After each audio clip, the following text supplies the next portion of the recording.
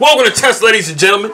Man, I appreciate you guys very much for stopping by. So, yeah, man. So I went ahead and grabbed the game 2 between Nihal Sarin and Wesley. So they are battling it out, try to see who wins $500 million. No, I'm playing. Nah, it's 200,000, but that's a lot of money, homie.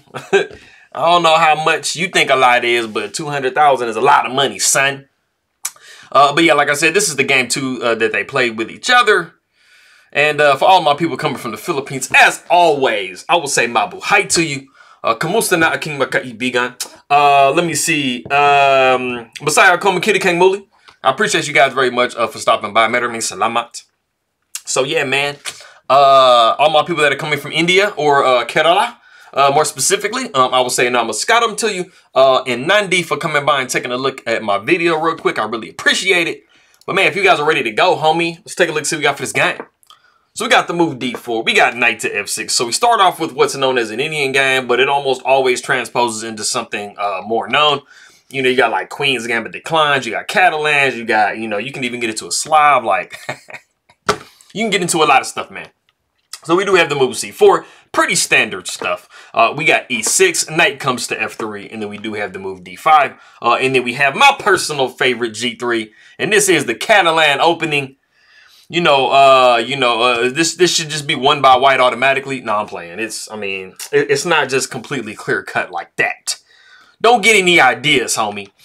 So we do see pawn taking C4. And it is by far going to be one of the best things to do to go just bishop to G2 in this situation.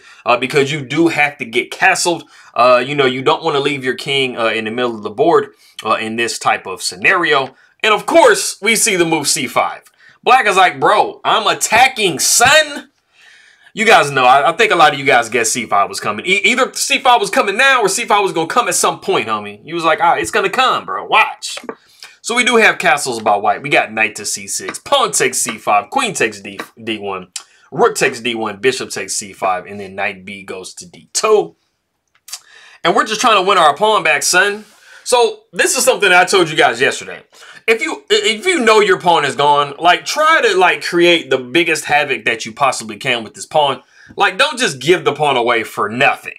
So we see, Wesley So goes C3. Because at least if you're giving up the pawn, you're not going to, like, give it up with some type of oomph. Like, you're not going to allow the knight to get in a better position. Everything is everything. You know, you're going to be damaging the structure. So as you can see, pawn takes C3.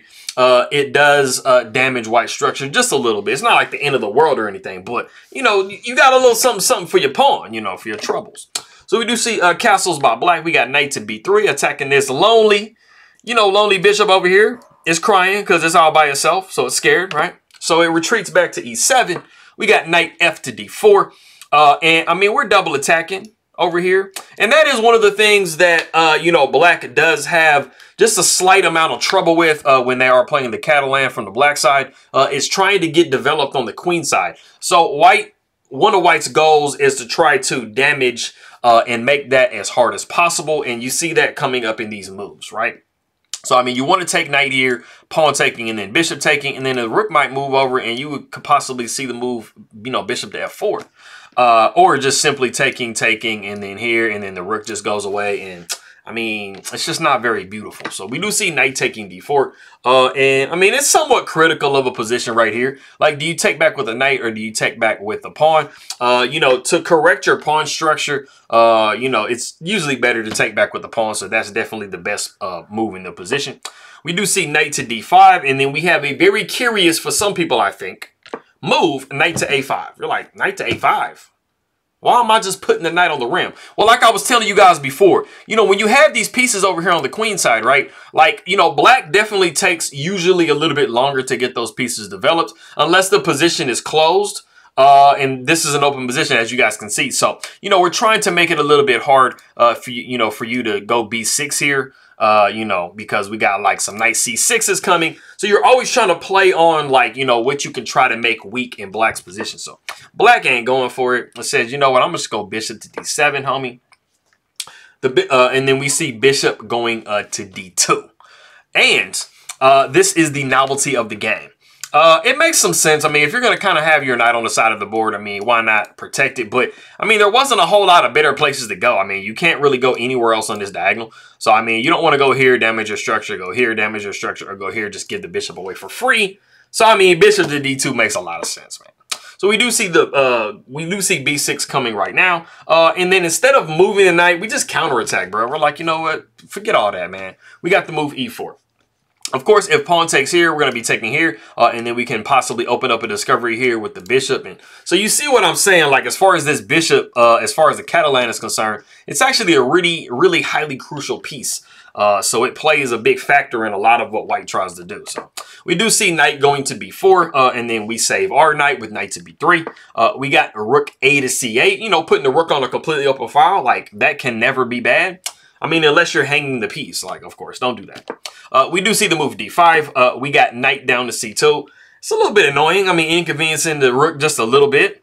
We do see rook a to b1. Pawn takes d5, pawn takes d5. We got bishop to d6. So, I mean, everything is fairly even. Black has definitely a nice edge.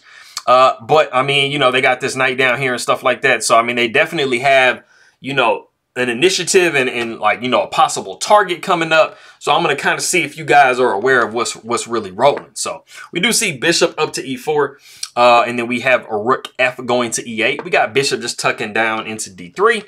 We got bishop down to g4, you know, just inconveniencing this rook just a touch, right? So we do see rook d going to c1. And we have actually reached a point in the game that if you do want to pause the video, there are two moves that you can play in this position. They're roughly about the same.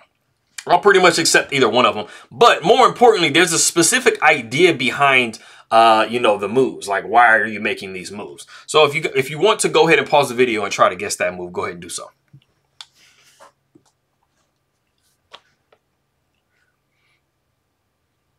Okay, so the thing about the position is this. So everything is like almost completely equal, right? I mean, you got 5 pawns for each side. You know, you got double bishops, you got a knight and everything, right? But what liability does white possibly have? And that pretty much explains why they have a slight advantage. It is this d pawn, right? I mean, it is a completely passed pawn, but it's literally going nowhere. And I'll get into that in a little bit. But like, for the sake of trading pieces down and trying to attack this weakness that white has, you either have the move knight to a3, which is really kind of forcing the trade of rooks because, you know, the knight is attacking here, but then you're also, you know, discovering an attack on this rook down here. So you're going to have to trade rooks some kind of way in this position, whether you move the rook over and then take back. I mean, black is trying to force the issue. Or that was one of the moves. Or it is actually knight to b4. And it's just directly going after this pawn. You would probably see something like bishop to b5, just counterattacking. The rook will probably slide over like that. But in the position that I showed you guys before with knight to a3, you guys can see that this knight is blockading this pawn and this bishop is blockading this pawn. So if we can successfully get rooks off the board, then we basically make it just a little bit easier to try to attack this weakness for white. So if black can successfully get this pawn off the board, then maybe they have a one endgame. You know, they just have a little bit easier of a time trying to force a pass pawn over here on the queen side, right? But backing up, we did see rook d to c1. Like I said, the bishop came to g4. We did see rook d to c1.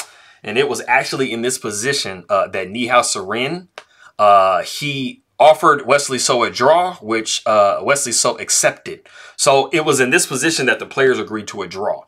I mean, it kind of could have went, I mean, it could have went in a drawish fashion. I mean, you know, after everything I just said. But, I mean, I kind of feel like there was enough life for Wesley So to continue playing on. But, I mean, he had already won the first game, so, you know, he kind of had like a little bit of a lead. So I guess he just kind of felt like, hey, man, I'm comfortable enough just leaving the game as it is. But, I mean, that is what we saw. So just to give you guys a sample variation, like let's say we did go knight to a3. Let's just say the game continued. We went knight to a3, and, I mean, we pretty much had to go into these trades and everything, right? Well, basically, like I showed you, like I was telling you, you know, this is kind of how black would go about trying to attack. what we see. So rook would probably take on c8. We would see bishop taking c8 and not rook because we're trying to redirect the bishop over to b7. We would see rook to e1. Rook takes e1, bishop takes e1, and then bishop goes to b7. And you can see that, I mean, you know, directly, you know, black is trying to, you know, take advantage of this pawn. Because like I said, this bishop is blockading and this knight is blockading. So, I mean, white doesn't really have a whole lot of movability with their pawns.